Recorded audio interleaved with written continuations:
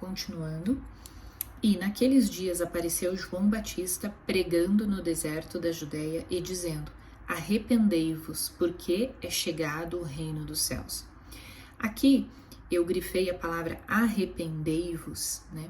Que esse arrependimento é essa noção de que eu preciso de Deus para minha vida, né? O verdadeiro arrependimento, ele vem desse lugar de entender quem eu sou, né? O que eu faço, como eu penso, como eu ajo, né? Ter essa consciência do pecado e se arrepender, né?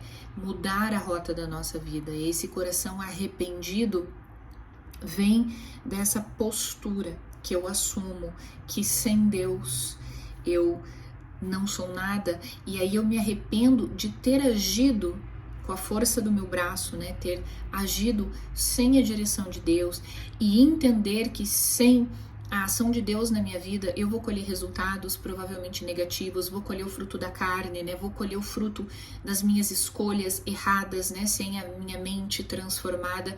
Então, esse arrependimento é perceber que eu preciso de Deus, porque as minhas próprias escolhas, elas são escolhas viciadas, prejudicadas pelo meu modo antigo de pensar, né? Então, eis que ele nos tirou das trevas para a sua maravilhosa luz. Então, eu entendo que eu preciso dessa maravilhosa luz, e eu entendo que eu estava nas trevas, eu entendo tudo que eu passei, né? Os custos que foram pagos por tomar decisões baseadas na minha própria vontade. Então, esse discernimento é aquilo que traz o verdadeiro arrependimento, né? Porque é chegado o reino dos céus. Então, João Batista anuncia. Aqui, Mateus, como ele é um judeu, ele não profere a palavra Deus, né? Yahvé, porque ele é judeu, né? O judeu não toma o nome de Deus em vão. Por isso que ele fala reino dos céus, não fala reino de Deus. E esse reino, né? Ele vem quando você realmente reconhece, né, o Deus único e verdadeiro e ao seu Filho ao qual enviaste. Então, esse reino passa a habitar em você, que é o Espírito, né, o Espírito Santo, vem e habita sobre você, porque você se arrepende do teu jeito de viver, né, do jeito do homem, da carne, as obras da carne que te levaram a todas aquelas consequências, né? Como diz lá em Gálatas, sobre quais são as consequências de quem vive na carne e as consequências de quem vive no Espírito. Então, o reino dos céus é o reino de Deus, agora estabelecido em Jesus Cristo.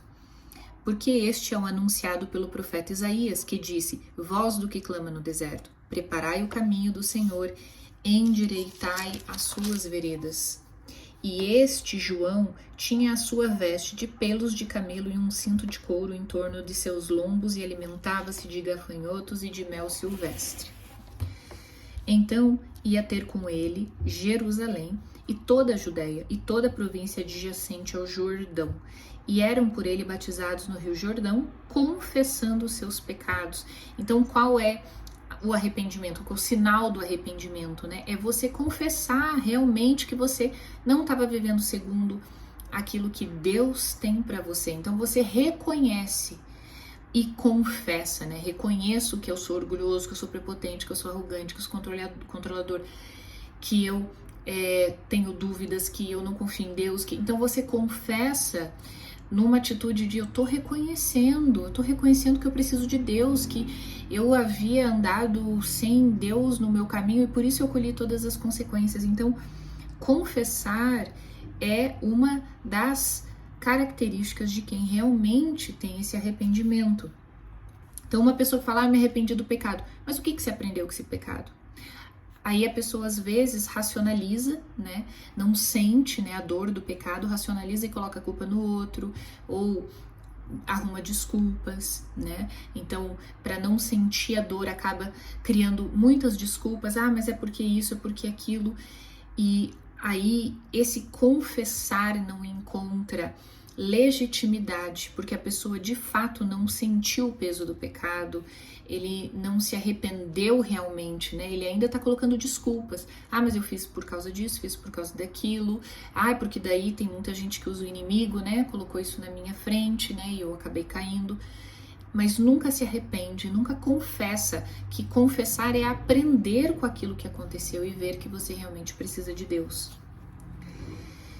E vendo ele muitos dos fariseus e dos saduceus que vinham ao seu batismo, dizia-lhes: raça de víboras, quem vos ensinou a fugir da ira futura? Né?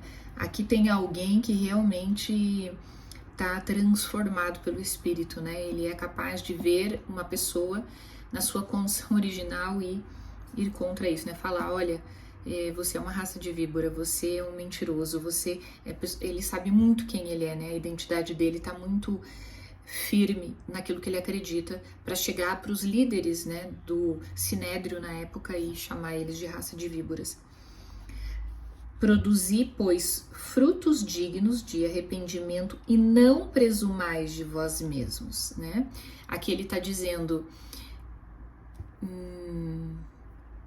deixa eu ver como diz aqui na outra versão. Produz, pois, frutos dignos de arrependimento e não presumais de vós mesmos, dizendo, temos por pai Abraão, porque eu vos digo que mesmo dessas pedras Deus pode suscitar filhos a Abraão. Então aqui ele diz, produza frutos dignos de arrependimento, né? Então esses frutos trazem uma verdadeira transformação. A pessoa reconhece que ela precisa de Deus. Ela não se orgulha, ela não se fecha, ela não cria essa couraça, muitas vezes de santidade, para que os seus pecados não sejam reconhecidos.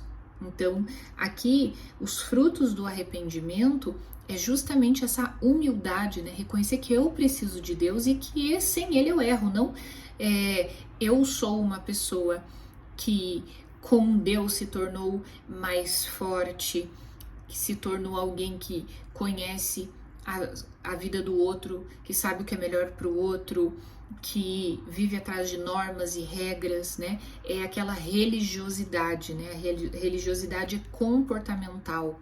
Muitas vezes a pessoa não apresenta frutos de arrependimento, que é a verdadeira humildade.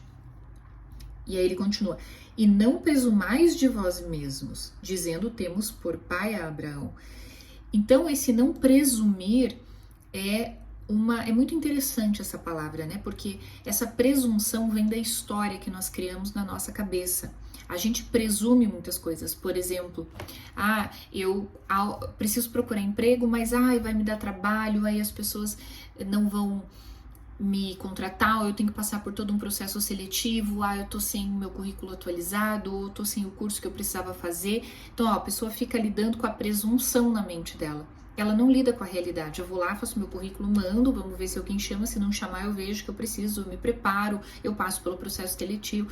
Eu preciso conversar com o meu chefe, mas ele já vai vir, ele é grosso, ele vai vir dizer que eu não mereço uma promoção, um aumento, aí ele vai mandar eu trabalhar mais, ele vai me comparar com outras pessoas, então eu tô sempre presumindo e não lidando com a realidade de fato. Então aqui ele diz, não presuma.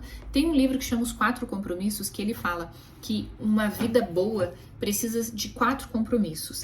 Seja impecável com a sua palavra, não leve nada para o lado pessoal, não tire conclusões, né? Não presuma e sempre dê o melhor de si. Todos esses compromissos estão na Bíblia, né? Em partes diversas da Bíblia. Então, ser impecável com a nossa palavra, a gente sabe que a Bíblia fala.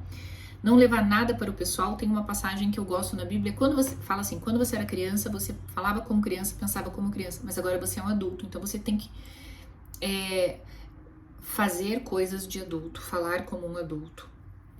E isso traz muito essa postura, né, de que a pessoa cresce, amadurece e vê que não é só sobre ela, né? A criança, ela é muito egocêntrica, é tudo sobre ela, mas o adulto, ele não pode mais ser assim, né? Levar tudo para o lado pessoal. Ele aprende de todas as situações, mas ele não acha que o mundo está contra ele. E não tire conclusões, não presuma, né? Seja a sua palavra sim, sim, não, não, o que sai disso vem do inimigo. Então, essa presunção é você ficar criando histórias na tua cabeça. e sempre dê o melhor de si. E isso é muito importante em tudo que a gente for fazer, a gente sentir que a gente está dando o nosso melhor com as ferramentas que temos nas mãos. E também agora está posto o machado à raiz das árvores. Toda árvore, pois, que não produz bom fruto é cortada e lançada no fogo. E essa passagem é interessante também, eu assinalei aqui que está posto o machado à raiz da árvore, né? Então, a árvore, ela é contaminada na sua raiz. Então, se você não cortar a árvore toda, ela vai continuar dando frutos podres. Então, são as nossas raízes, aquilo que está lá enraizado em nós, né? Como seres humanos, nós sabemos que o que está enraizado na nossa estrutura de aprendizado é o que nós aprendemos do 0 ao 7, do 7 aos 14 e várias fases da vida. Então, o que está na nossa raiz está fazendo gerar frutos, tá? Então, frutos da carne, eles vêm dessa raiz podre, né? Essa raiz que precisa ser cortada. Então, se você não der bons frutos, aqui diz, está posto o machado à raiz das árvores. Toda árvore, pois, que não produz bom fruto é cortada e lançada no fogo. Então, a árvore, ela precisa dar bons frutos quando as raízes dela estão saudáveis, né? Tem uma pastora que esses dias pregou falando sobre as folhas da árvore. As folhas, elas são chás, elas são remédios, geralmente são remédios para as pessoas, para todo mundo, mas o fruto que determina se é uma árvore boa, se ela dá fruto é porque é uma árvore saudável, você vai reconhecer a árvore pelo fruto. Então, o fruto, ela revela se você está bem de saúde, se você está alinhado, né, com as suas raízes, se você está saudável.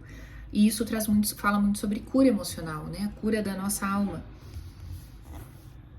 E aqui continua, pois uma árvore que não produz bom fruto vai ser cortada e lançada ao fogo, né? Então a gente tem essa obrigação de dar fruto, ou fruto da carne, ou fruto do espírito.